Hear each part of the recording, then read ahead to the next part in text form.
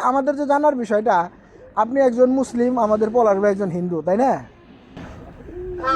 এর সাথে আপনার কিভাবে, আপনার বাড়ি হচ্ছে সে মাধবপুরে, তার বাড়ি হচ্ছে শান্তিপুরে, আপনাদের মাধ্যমে বন্ধুত্ব,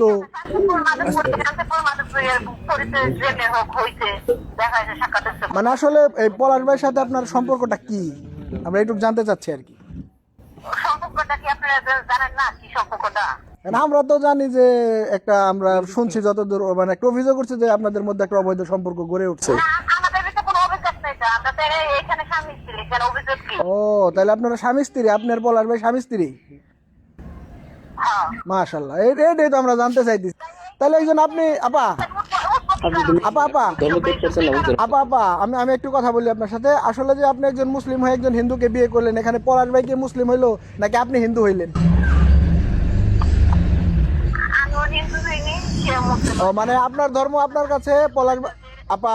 সেভাবে হয়েছে, সেভাবে করছে, সে ধর্ম পালন করবে, আমি আমার ধর্ম পালন করবো। সুন্দর সুন্দর, এটা ভালো হাদিসে আছে আলহামদুলিল্লাহ। আমরা আপনার কাছে সুন্দর একটা হাদিস শুনলাম, সত্য মিথ্যা পরে বোঝা যাবে না।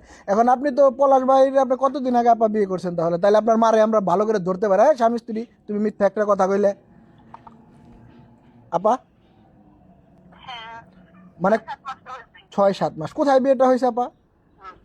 মানিকগঞ্জে না কোনো কাজী অফিসে? না, কাজে বিয়ে পড়ে করবে। ও, কাজী দিয়ে বিয়ে পড়াইছেন আপা। আসলে কোন কাজী, এটা কি বলা যাবে? বিষয়টা আমাদের সামনে আসছে, আপনি আপনার বৈধ স্বামী পলাশ ভাই, আপনি প্রেগনেন্ট, এটা কি সত্য না মিথ্যা আপা? আপনার পলাশ ভাই তো আপনার বৈধ স্বামী, এক্ষেত্রে আপনি কি প্রেগনেন্ট, এটা কি সত্য? হ্যাঁ, pregnant। আলহামদুলিল্লাহ, এটা আমরা আর কিছু জানার নাই আপা। আপনার বৈধ স্বামী, আপনি প্রেগনেন্ট হবেন, এটা সাধারণ বিষয়।